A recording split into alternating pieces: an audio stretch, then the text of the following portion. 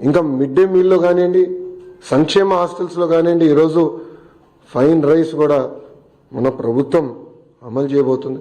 ఇంకా మే నెలలో తల్లికి వందనం కార్యక్రమం కానివ్వండి, అన్నదాత సుఖీభావ కార్యక్రమం కూడా అమలు చేయబోతున్నాం. 5 సంవత్సరాలు వాళ్ళు ఒక్క డిఎస్సి వేయలేదండి. అసలు డిఎస్సి పైన మాట్లాడే అర్హత మీకు ఎవరిచ్చారండి? నిరుద్యోగులు మా పైన బాధ్యత పెట్టారు. మన జరిగిన గ్రాడ్యుయేట్ ఎన్నికల ఫలితాల తర్వాత బాధ్యత మాకు పెరిగింది.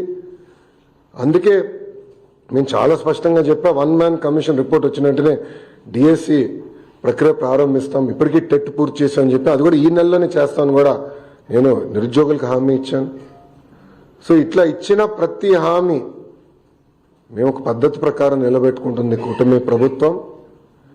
ఇప్పుడన్నా జగన్మోహన్ రెడ్డి గారు వాస్తవాలు తెలుసుకుని ఎందుకు ఆయనకు 11 సీట్లు వచ్చినాయి, కార్యకర్తల దగ్గరికి వెళ్ళి గతంలో ఆయన చేసిన తప్పులు తెలుసుకుంటే బాగుంటుందని ఈ సభాముఖం ఆయన తెలుపుకుంటూ, దయచేసి గౌరవ ఉప ముఖ్యమంత్రి గారి గురించి కానివ్వండి, గౌరవ ముఖ్యమంత్రి గారి గురించి ఆలోచించి మాట్లాడమని నేను కోరుతున్నాను. ఈరోజు ప్రజలు వాళ్ళని గెలిపించారు. ఎవరికి రాని మెజారిటీలతో వాళ్ళు గెలిచి ఒక ముఖ్యమంత్రిగా ఉప ముఖ్యమంత్రిగా ఉన్నారు. వాళ్ళని కించపరిచే విధంగా మటుకు మాట్లాడితే మేము సహించాం. చాలా ఫర్మ్గా మేము కూడా మాట్లాడతాం. మిమ్మల్ని వదిలిపెట్టే ప్రసక్తే ఉండదు.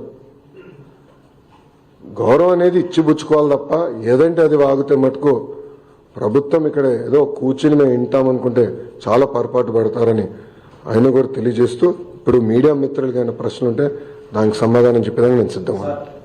నారా లోకేష్ విద్యాశాఖ మంత్రి అయిన తర్వాతే విద్యా వ్యవస్థ నాశనం అయింది అనేది జగన్మోహన్ రెడ్డి గారు హెలికాప్టర్లో తిరిగేవారండి ఆయన.